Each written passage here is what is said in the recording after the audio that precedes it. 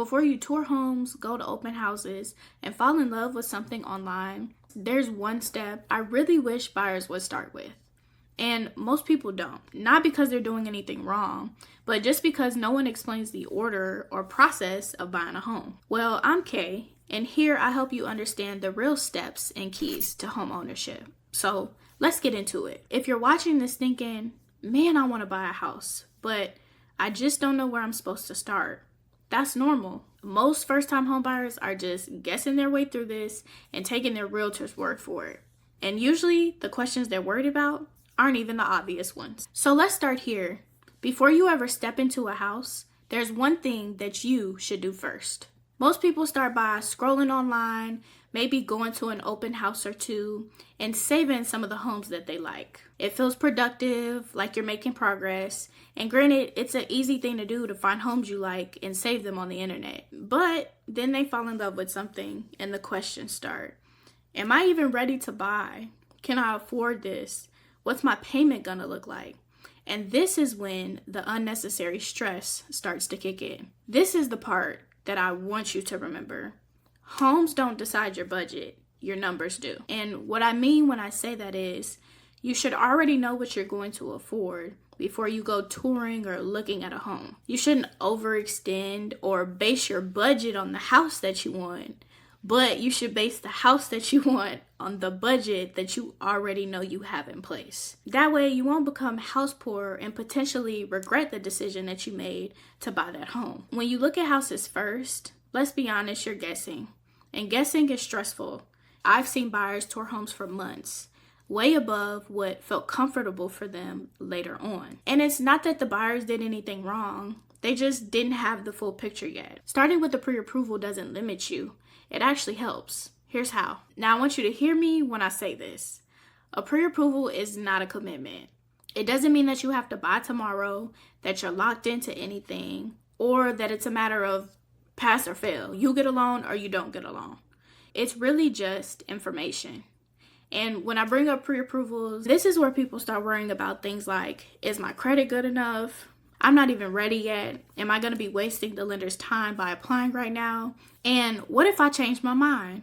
And I want you to know that all of that is okay. A pre-approval is just the starting point, not the finish line.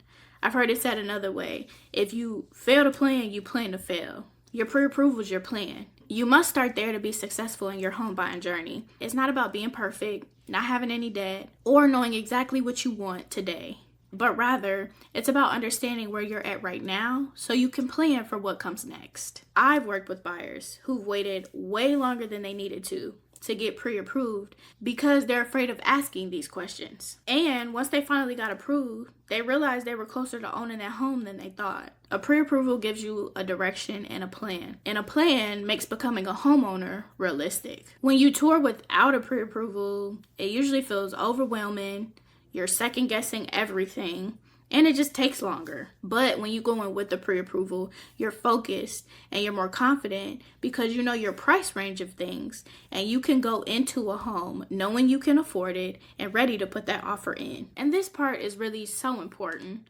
I don't know about y'all, but I don't take no's very well. So if you get pre-approved and the answer is not yet, that's not bad news. That might just mean you need a little more time to make smaller adjustments like paying off some debt, saving up some more money, getting yourself squared away to become a homeowner. Either way, it just gives you a clearer plan so you can get into that home in the perfect timing for you and your family. And here's another thing that people fail to realize. Pre-approvals do not last forever.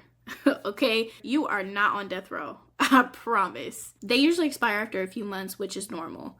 Because as life changes, so do your numbers. In this business, we look back 2 years to go forward 3. If you plan on using a lender and you begin that process, you'll have to upload your pay stubs and bank statements every month. The moral of the story is, this process adjusts with you.